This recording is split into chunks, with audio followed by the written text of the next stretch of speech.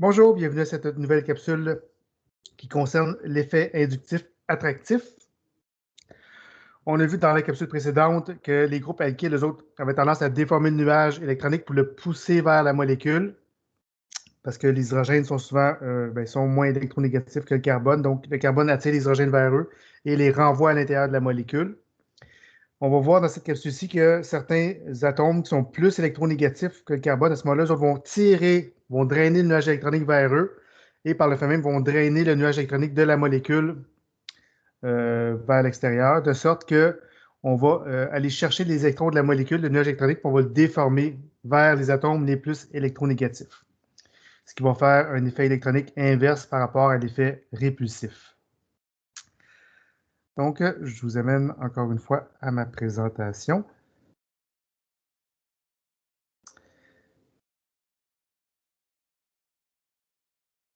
Oups. Donc, toujours dans le chapitre 4 concernant la réactivité chimique, toujours dans la même section 4.7 concernant les effets électroniques. Donc, je passe rapidement sur l'effet électronique. C'est la même chose qu'on a vu dans l'autre capsule. Donc, les effets électroniques représentent le déplacement des électrons ou du nuage électronique. Dans le cas de l'effet inductif, c'est vraiment le nuage électronique. Là, les électrons ne bougent pas vraiment, c'est le nuage, c'est comme un effet électromagnétique. Là. Donc, c'est comme si le nuage électronique était déplacé. Donc, les orbitales étaient un petit peu déplacées. Et ça permet d'expliquer la stabilité ou l'instabilité de certains composés, l'acidité de certains composés et la basicité de certains composés. On a vu qu'il y avait deux types d'effets électroniques. Donc, l'effet inductif, qu'on a déjà commencé à voir, qui est un effet quand même plus mineur, et l'effet mésomère ou la résonance, qui lui est un effet plus réel, donc plus important. Donc, on est toujours dans l'effet inductif, mais on va voir un autre type d'effet inductif qu'on appelle l'effet inductif attractif. Donc, l'effet inductif, on a déjà vu c'était quoi. Donc, c'est la présence d'un atome d'électronégativité différente. Dans ce cas-ci, ça va être une électronégativité qui est plus grande dans une molécule, influence la densité électronique des autres atomes de la molécule. Donc, deux types d'effets inductifs, donc répulsif qu'on a déjà vu et attractif qu'on va voir dans cette capsule-ci. Donc, on se concentre vraiment sur l'effet inductif attractif. Donc, c'est causé par un atome qui est fortement électronégatif. En général, on va voir que c'est les halogènes, mais ça peut être autre chose. Ça peut être des oxygènes, ça peut être des soufres, ça peut être en tout cas, ça peut être d'autres atomes électronégatifs. Mais la plupart du temps, c'est les halogènes. Et le symbole, c'est I- pour effet inductif attractif. Donc, c'est ce qu'on marque ici. Donc, ce sont habituellement les halogènes qu'on symbolise par X. Donc, X, c'est le symbole des halogènes qui font de l'effet inductif attractif. Je n'aurais pas dû mettre de S là. En raison de la différence d'électronégativité avec le carbone, on va voir des exemples ici. Donc, vous avez un carbone avec deux hydrogènes. L'effet attractif ici qui est plus important. Donc, le X, qui est un halogène. Donc, vous voyez que le carbone, son électronégativité, c'est 2,55. Et vous avez l'électronégativité des principaux halogènes. Donc, fluor à 3,98, chlore 3,16, brome 2,96, l'iode 2,66. Donc, vous voyez que les halogènes sont plus électronégatifs que le carbone, de sorte qu'ils vont attirer les électrons de liaison vers eux. Donc, j'aurai une charge partielle négative sur l'halogène et une charge partielle positive sur le carbone. Donc, aussitôt que vous avez un effet attractif, là, oubliez les effets répulsifs, c'est l'effet attractif qui va dominer. Parce que la différence d'électronégativité là, est plus grande qu'avec les hydrogènes. Là. Donc, l'effet attractif est plus important que l'effet répulsif. Donc, on voit que l'halogène va attirer la liaison vers lui, de sorte que globalement, le groupe qui contient l'halogène, le carbone sur lequel l'halogène est attaché, là, lui va drainer le nuage électronique, donc va comme attirer les électrons de la molécule vers lui. Donc, encore une fois, l'image qu'on a, c'est imaginez une série de trombones. Vous mettez sur votre série de trombones-là qui sont attachés ensemble un aimant, mais cet aimant-là, maintenant, il est attractif. Donc, il attire les électrons vers lui. Donc, pour l'effet attractif, on vous dit que l'effet attractif augmente avec l'électronégativité de l'atome. Donc, on a vu les différentes électronégativités tantôt, là. Donc, fluor, brome, chlore, etc. Là. Donc, plus l'atome est électronégatif, mais plus l'effet attractif va être important. Donc, vous avez deux exemples ici. Un carbone attaché à un brome, un carbone attaché à un chlore. Le brome, son électronégativité, c'est 2,96. Le chlore plus électronégatif, 3,16.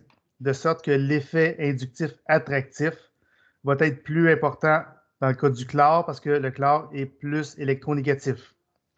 Donc, le I- petit ici, ben, moyen. Le I- beaucoup plus grand avec le chlore parce qu'il y a une plus grande différence d'électronégativité. De sorte que le chlore aussi va aller chercher le nuage électronique, va attirer le nuage électronique vers lui davantage que le brome.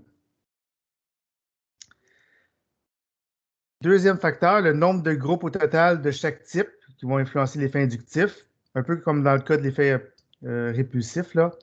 Donc, vous avez à gauche un seul chlore sur votre carbone. À droite, vous avez deux chlores sur votre carbone, de sorte qu'à droite, l'effet inductif va être plus fort parce que vous en avez deux qui tirent vers eux comparativement à un seul. Donc, ici, vous avez un petit effet inductif attractif.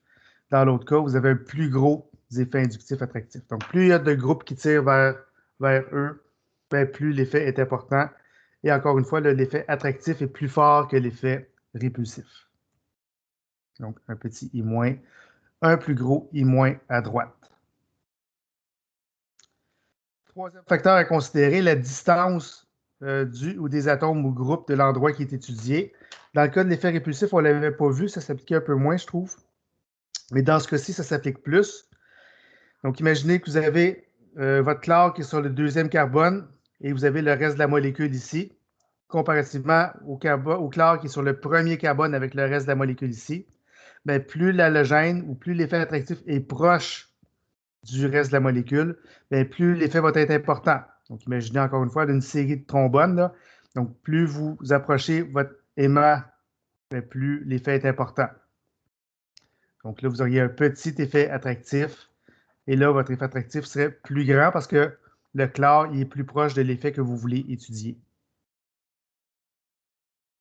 J'ai indiqué avec les I- plus petit à gauche et plus grand à droite.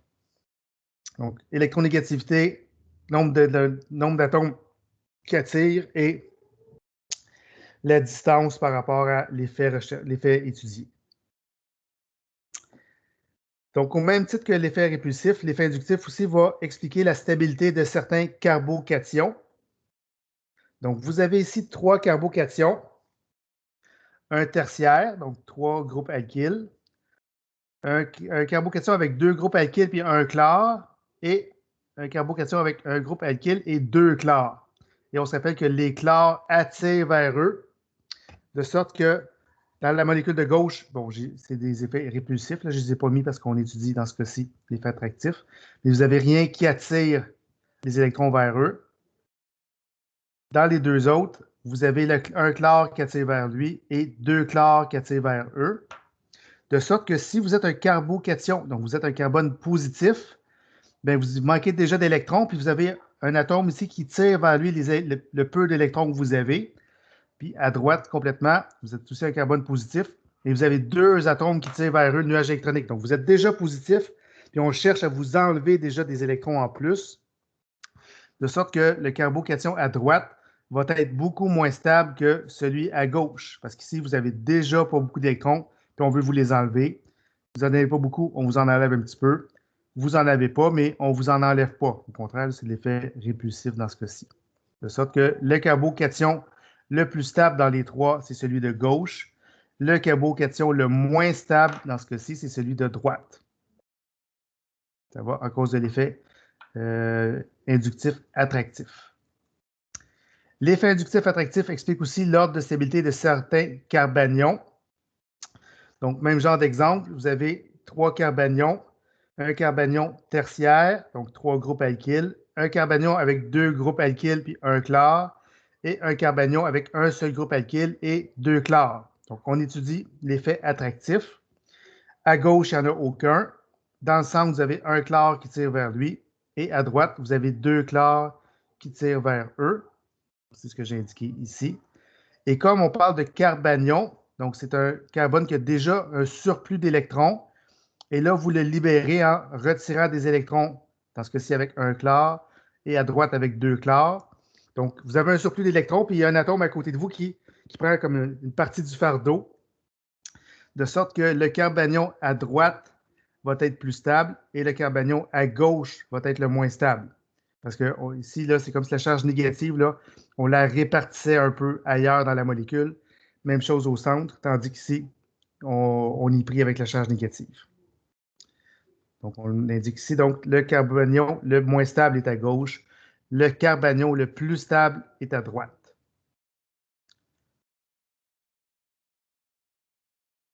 L'effet inductif attractif aussi explique l'acidité. Donc, petit rappel sur l'acidité. Donc, on regarde toujours la liaison OH pour savoir si c'est plus acide ou moins acide. Si la liaison OH est plus forte, le composé est moins acide. Si la liaison OH est plus faible, le composé est plus acide. Donc, peu acide, la liaison est forte. Moins acide, la liaison... plus acide, je recommence. Peu acide, la liaison est forte. Et très acide, la liaison est faible. Donc, plus l'hydrogène peut partir, plus le composé est considéré comme acide. Donc, on a ici 2 exemples. Donc, vous avez le méthanol, ici, et vous avez le 1-chlorométhanol, ou juste le chlorométhanol, ça a été suffisant. Donc, vous avez à gauche aucun effet attractif. Vous avez à droite un effet attractif à cause du chlore.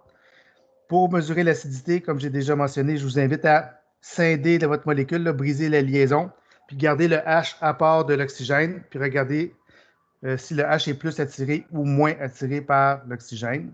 Donc, je représente ces 2 molécules-là avec la séparation H et O. J'ai mis les doublets libres sur l'oxygène. J'ai mis les doublets libres sur l'oxygène aussi. Donc, dans ce cas-ci, je n'ai pas d'effet attractif. À droite, j'ai le chlore qui tire vers lui. OK. Le chlore tire vers lui. De sorte que je pourrais imaginer un cas où le doublet ici, il est plus petit, ou le moins, dans le fond, il est plus petit. À la limite, on pourrait dire qu'il disparaît parce que le nuage est comme déformé. Donc, je vais exagérer. Là, je vais faire comme si le moins n'était plus là. Donc, je le cache. De sorte que l'hydrogène dans la molécule de gauche, il est plus attiré par l'oxygène parce que vous avez un plus à côté d'un moins. Ici, mon hydrogène n'est plus du tout attiré parce que dans l'exemple, j'ai comme fait enlever complètement l'oxygène pour illustrer l'exemple. Donc, l'effet attractif dans ce cas-ci va faire en sorte que le composé va être plus acide parce que l'hydrogène va avoir tendance à plus partir. Donc, ici, s'il part comme ça, l'autre va partir beaucoup plus parce que l'hydrogène H+, il est plus attiré par le O- à gauche que par le O à droite ici. Donc, le composé de droite, c'est un composé qui est plus acide que le composé de gauche. Donc, c'est ce que j'indique ici. L'effet inductif va expliquer aussi la basicité. Donc, on a parlé de ça dans la dernière capsule. Donc, en chimie organique, pour savoir si c'est plus basique ou moins basique, on regarde la disponibilité du doublet libre. Le doublet libre est souvent sur l'oxygène, azote, soufre, là, ces composés-là. Donc, si le doublet est très disponible, le composé est très basique. Et si le doublet est moins disponible, on dit que le composé est moins basique. Donc, vous avez 2 composés, NH3 et ClNH2. Et on veut voir si le doublet sur l'azote est plus ou moins disponible. Donc, je les ai mis ici. Donc, à gauche, vous n'avez pas d'effet attractif.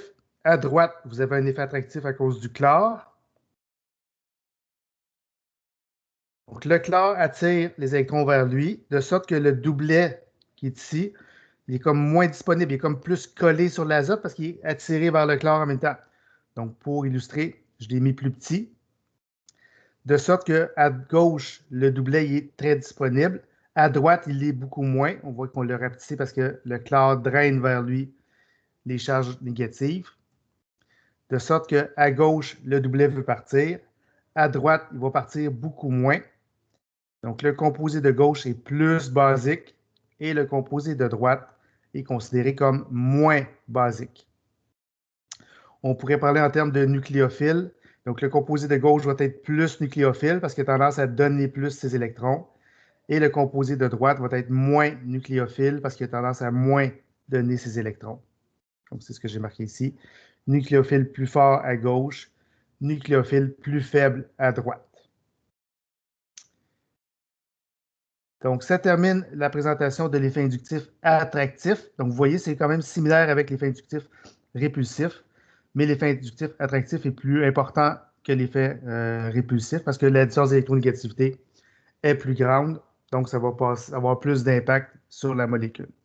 On se retrouve pour la prochaine capsule concernant l'effet mésomère, qu'on appelle aussi la résonance, et pour laquelle, dans ce cas-ci, les électrons vont vraiment bouger. Ce n'est pas juste une déformation du nuage, c'est vraiment un déplacement des électrons à l'intérieur de la molécule.